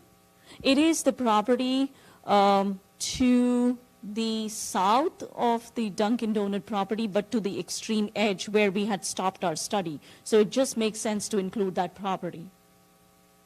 Okay. Thank you. Okay. Does anyone else have a question for Vina? No? I'll Seeing? move it if nobody else has any. I'll second. Okay, moved by Mr. Merwin and second by Mr. De Palma. Ms. Brown? Yes. Mr. De Palma? Yes. Dr. Greenberg Belli? Yes. Mr. Merwin? Yes. Mr. Murphy? Yes. Mr. Piscitty? Yes. Mr. Rizzoli? Yes. Ms. Walker? Yes. Ms. President Sohor? Yes. We have 9 ayes, President. Thank you. Next will be C22, Mr. De Palma. Thank you. So I had asked our attorney to draft this resolution. So during this pandemic, no person or organization has been unaffected. The negative effects have been especially hurtful for our charitable organizations throughout the state, actually throughout the country as well. These organizations rely on charity events and a multitude of other fundraising endeavors. Recently, we had a wonderful show of charity by a local organization, Jar of Hope, with a record-breaking walk of 260 miles from Washington, D.C. to New Jersey. It actually ended in the Old Bridge High School football field. This walk happened over 8 days and was an attempt to raise awareness and money for a cure for Duchenne muscular dystrophy by the founder, Jim Raffone. Watching the event transpire over social media, it was inspirational and heartwarming. But as I continue to follow Jar of Hope, I was disheartened to learn that our state laws make it extremely hard, especially during this pandemic, for organizations like Jar of Hope to raise money through raffle and ticket sales. You know, our state allows wagering on sports, horse racing, and other games of chance online, but not the sale of raffles by our charitable organizations. This resolution was drafted in support of our charitable organizations to conduct such online raffles. And I hope the governor and state legislature understands the needs and acts on this. You know, we stand in solidarity with, you know, all the other state legislators that are looking to move this forward. You know, I just hope that the rest of the council agrees with me and then we move this forward. Thank you. Thank you, Mr. De Palma. Anyone else for a question or a comment? Okay, then I'll ask for a motion. I'll move it. Second. Okay, moved by Mr. De Palma, second by Mr. Rizzoli. Ms. Brown? Yes. Mr. De Palma? Yes. Dr. Greenberg-Belli? Yes. Mr. Merwin? Yes. Mr. Murphy? Yes. Mr. Piscitty? Yes. Mr. Rizzoli? Yes. Ms. Walker? Yes. President Selvar? Yes. You have 9 ayes, President. Okay, that concludes the consent agenda, and we do not have any ordinances for first reading. So do we have a report of the Township Clerk? No. Okay, thank you. Township Attorney report? None at this time, thank you. Thank you. And Administrative report, Mr. Shaw.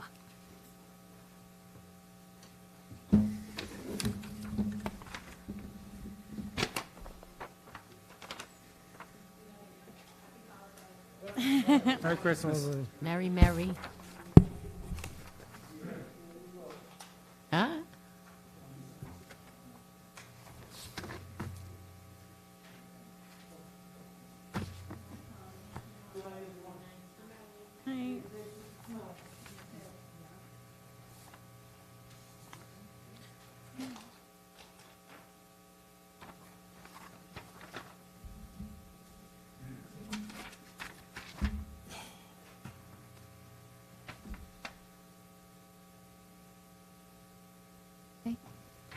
We ready for that administrative report?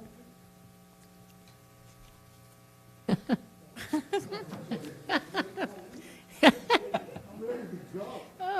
bad, I apologize. Administrative report for December 14, 2020. Item number 1, Madison Avenue and Darwin Road intersection drainage improvement has been included on tonight's consent agenda. On December 8th, bids were received, open and read in public for Madison Avenue and Darwin Road intersection drainage improvement contract. Bids from 16 contractors were received, with Nava Construction as the lowest bidder at $248,981. With the award of this contract, construction will be scheduled for spring 2021. Work includes drainage improvement to Madison Avenue and Marlin Road to alleviate flooding at the intersection of Madison Avenue and Darwin Road.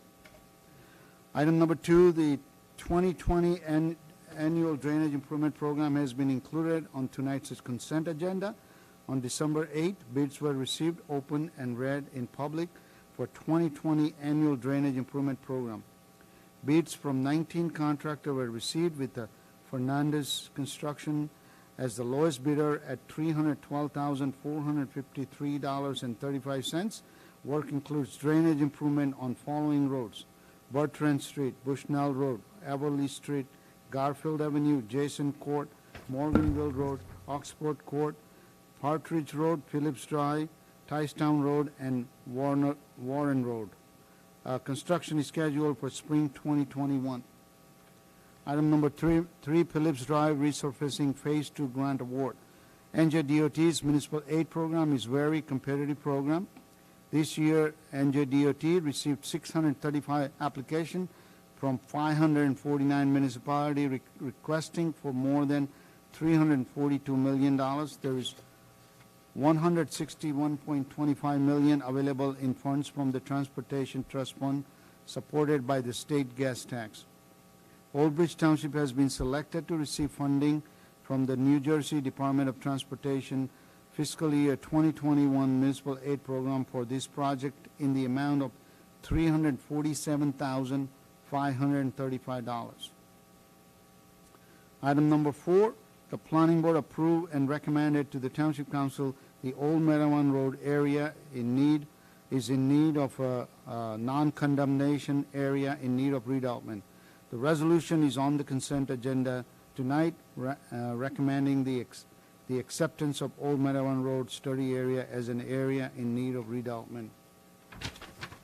Some of this item we already done, but I'm just going to repeat. Item number 5, study area in the need of the Old Bridge Township Council authorized the planning board to conduct a study area in need of redevelopment for Route 35, intersection of Route 35 and Lawrence Parkway in October 2020. A presentation was made by the township planner to the planning board regarding considering the Route 35 study area as an area in need of redevelopment. The planning board has directed the township planner to prepare the study for the Route 35. The planning board public hearing for Route 35 study area will be held early next year. Item number 6, the Old Bridge Food Bank was the recipient of over 2 truckload of food along with $1,500 in monetary donation thanks to generosity of residents and business of Old Bridge. The Grand Marquis hosted the drive-in food collection that was organized by Council President Mary Sohar on December 8th. Item number 7, first annual gingerbread house contest and display hosted by the Department of Parks and Recreation. Please submit photograph of your family's gingerbread house to recreation@oldbridge.com by December 18, 2020 to be entered into the virtual display.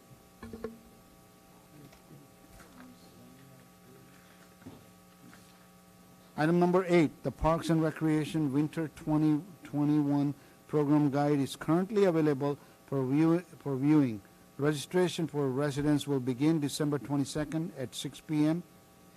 Virtual class includes painting, coding, family cooking, Pilates, the art of stop motion, filmmaking, and mindfulness. Ice skating lessons are also available at the ice arena. Please visit oldbridge.com/recreation for more information. I just want to remind that ice skating lessons are subject to the COVID executive order with the social distancing limitations. Item number 9, property tax reimbursement, senior freeze forms. The state has extended the deadline to file for 2019 PTR form with the state of New Jersey.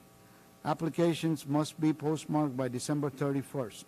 For additional information, residents should contact the State of New Jersey Division of Taxation at 1-800-882-6597 or Division of Tax Collection at extension 2999.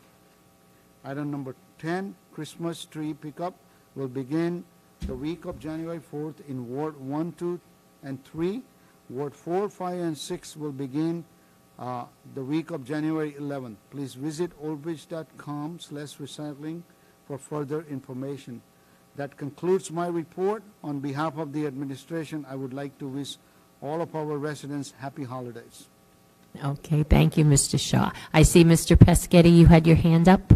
Yes, I want to publicly thank our council president, Mary Sohar, for doing this thing with the Old Bridge Food Bank with over 2 truckloads of food and $1,500 in monetary donations. That is just fantastic, Mary. Good job. Appreciate that. Let's have a comment or a question for Mr. Shaw. Mr. Murphy? How you doing? I don't know who does the bidding for these projects. I don't know if it's you. I imagine it's engineer. I just want to say that I can't believe how, construction, the piping, those are very low bids, maybe because they're hungry, but also because you got so many bids, you got a very good price, and I just want to thank you for that, and I appreciate it. I appreciate that positive comments, but I can tell you that the way the bids are prepared, obviously the specifications are prepared by engineering, or we hire a consultant who prepares the specs. All the bids are posted online, which we changed about 5, 6, 7 years back, which has tremendously increased number of bidders for the township. And obviously, when you have more bidders, you have a lower price, and that's what the benefit is. So it's a combination of efforts by engineering, finance, our QPA, Beth Cunningham, who puts together a tremendous package. If you look at those packages, what are posted online, and then, analyzing results and providing you all the detail. It's a tremendous effort. Thank you. Thank you. Council President, if I may, I just want to thank all Township of Old Bridge staff on behalf of Mayor and myself, and obviously on behalf of the council. I think that we have made tremendous stride in working with our staff. They're working well together. For the last 2 years, our theme was customer service, and I think you've seen the benefit of that. I think we have tremendously improved customer service. Going forward, our theme is going to be communication. We want to improve communication with everyone, the employees, the members of governing body, the council, the public. We want to be able to communicate and respond and provide as much information as possible so that everybody feels comfortable with our efforts. Thank you very much. Anyone else have a question, Mr. Rizzoli? Yeah, I'm glad to see that the senior tax freeze was extended. I mean, this council was really on the forefront statewide and making sure that was funded, something that we all can be proud of. Thank you. Okay, anyone else? I move it. Yeah, no, this is on the report. Do you have any questions or comments on the report? Anyone else? No? Okay, who moved it? Okay, Mr. Murphy, and second? Second. Mr. Pescetti. Ms. Brown? Yes. Mr. De Palma? Yes. Dr. Greenberg-Belli? Yes. Mr. Merwin? Yes. Mr. Murphy? Yes. Mr. Pescetti? Yes. Mr. Rizzoli? Yes. Ms. Walker? Yes. President Sohor? Yes, and thank you, Mr. Shaw, for your report. Next will be council member comments. Ms. Brown? Good evening, everyone. My hope, obviously, we're going to be going into the new year. My hope for the new year is that we take the guidance of other council bodies that are local in New Jersey and become a less partisan council. I know I've heard from a number of constituents about some of the rants that happened here during the council meeting. And I think we do have to keep in mind that we are not serving one type of constituent. All of our constituents vote differently, have different belief systems. And so when we cut short council comments, not only did we remove one of them, but we also shortened the length, something I did not agree with. We have to keep in mind that that doesn't mean we get to just go on rants for about 10 to 20 minutes. I don't think that's fair to the people that we're serving. And I also think it shows a little bit of inconsideration for the opinions of the people that we're serving if we're cutting their time short, but speaking a lot longer than they get to. Obviously, we have business to take care of, but when it's not business related and now it is going into personal beliefs, I think that is not a proper way to conduct business. So I'm hoping for the new year that we can change that and that we can be nonpartisan a little bit more. Obviously, we are a very partisan council. We have different political directions and agendas, but I'm hoping in the new year we can at least try to table that and just do what we come here to do, which is serve the public. And that's it. Other than that, I just want to say happy holidays, Merry Christmas, Happy New Year, Happy Kwanzaa, and of course, Happy Hanukkah to all of our constituents in Old Bridge. Thank you. Mr. De Palma? Yeah, so I just wanted to thank Mr. Shah and the rest of the township employees for a very difficult year. You guys did a phenomenal job getting through it, so thank you all very, very much. I hope everyone gets some rest and relaxation with their families this year. I know it'll be a lot different of a Christmas. We were just talking about how Thanksgiving was so much different this year, but everyone please stay safe. And again, thank you to the administration, the mayor, for a great year. Just for the rest of the township, I hope everyone has a wonderful holiday. For those celebrating now, Happy Hanukkah, Merry Christmas, and everyone have a Happy New Year. Dr. Greenberg-Belli? Yes, it has been a different year for everybody, and we've all had to adjust and do different things. But as is demonstrated all the time, when you come together, you do positive things.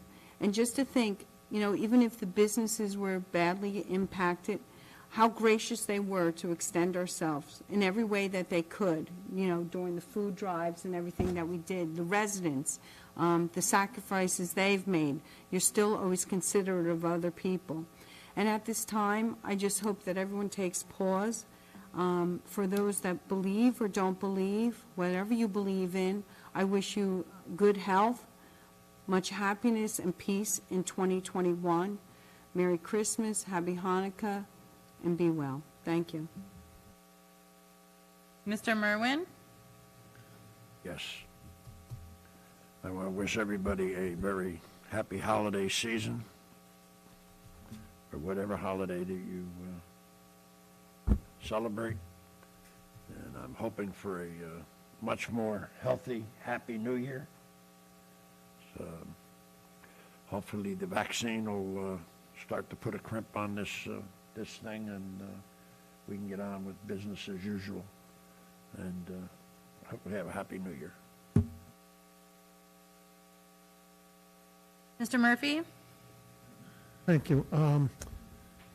I just want to say one thing first, and I want to just talk a little bit, not long. Mrs. Sohar, head of the council, Mrs. Sohar, it might be a good idea, especially during COVID, if you explain what we're doing when they do the public session. They're going to keep asking questions, and they're not here. So maybe we should say, listen, what this is, we are not able to respond to your answers, because they're going to just wait. So you might want to do that before you do it.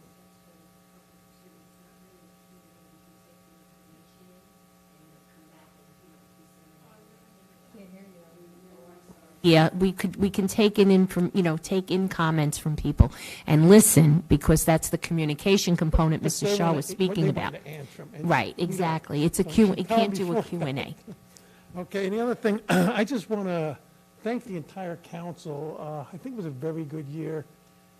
The only thing maybe good about this year was we all got along pretty good and everything went good. It's been a tough year. You're not going to be able to spend Christmas with your family the way you used to probably, and the holidays have been tough through this COVID. And I just like to wish everybody a Merry Christmas, a Happy Hanukkah, a Happy Kwanzaa, and did you do something different? I celebrate Christmas. Okay, and that's why I want to say Happy Holidays to everybody. And Happy New Year, because we weren't back for that either. That's all I have to say. Thank you. Mr. Piscitti? Yes, I too want to wish everybody a holy, happy Hanukkah and Christmas, safe, enjoy your family and friends. And please, when you're driving on our streets in Old Bridge, please be aware of pedestrians. There's a lot of people that are walking the streets just to, get out and walk. And I just asking everybody just to really be careful and watch out for pedestrians. All right, and enjoy the season. Thank you. Mr. Rizzoli? Thank you. Just for all the parents out there, I just wanted to advise them of something that New Jersey State Senator Joe Vitale wants the coronavirus vaccine to be mandatory for all school-age children. That's for all school-age children. Same senator wants to eliminate religious exemptions. The side effects of the vaccine are not fully studied yet, and making it mandatory only puts the children at a greater risk than COVID-19 itself. On December 11th of 2020, the U.S. FDA issued an emergency use authorization for the use of the Pfizer COVID-19 vaccine in persons aged 16 years and older. So this has not even been tested on children. So I have no idea why the senator would want to mandate this on school-age children. Many people no longer trust Dr. Fauci's opinion. We most certainly aren't going to accept the medical mandate from the owner of a sign company / senator. So I urge everyone out there to contact Senator Joe Vitale and let him know that we, the people, are opposed to mandatory COVID-19. His office number is 732-855-7441. I suggest a lawn sign that reads, "Our children, our decision." Don't infringe on people's freedoms and rights. And with that said, I'd like to wish everybody a Merry Christmas, Happy Hanukkah, and have a happy and safe New Year. Thank you. Ms. Walker? Yes, this Saturday, the 19th, I just want everyone to know the Cheesequake Fire Company is doing their Santa rounds on the fire trucks. So if you're in the Cheesequake area, be on the lookout. They start at 9 a.m. And I also want to wish everyone a healthy and happy holiday. President Sohor? Yes, I just want to say thank you to all of Old Bridge. Mayor Henry was there as well when we were, all the people were pulling up with their, donations for the food truck, for the food bank. It was amazing. Anna Feltz, she was there all day till 8 o'clock at night. Matt, also Mercurio. I mean, there were council people back and forth jumping in the trucks, Mark and Eric and Anita ran by, Debbie. I mean, people were really very, very, just so generous and so loving and wanting to help the town. So I'm very proud to belong to this township. I think people here care about each other, and I think that, we have a very special town. So everyone out there that came by and donated, thank you so much. It's from the bottom of our hearts. We really do appreciate it, and the people will be very happy with what we have collected for them. So thank you. And again, have a blessed Christmas, a happy holiday for everybody. And council, co-council, thank you so much for all you do too. Have a great holiday season. Thank you. Make a motion. I'll take a motion to adjourn. Second. Okay. Moved by Dr. Greenberg, Belli, second by Mr. Murphy. Do you need a roll call or just a voice vote? Ms. Brown? Yes. Aye to adjournment? Yes. Thank you. Mr. De Palma? Yes. Dr. Greenberg Belli? Yes. Mr. Merwin? Yes. Mr. Murphy? Yes. Mr. Pasquitti? Yes. Mr. Rizzoli? Yes. Ms. Walker? President Sohor? Yes. Adjourned. Thank you.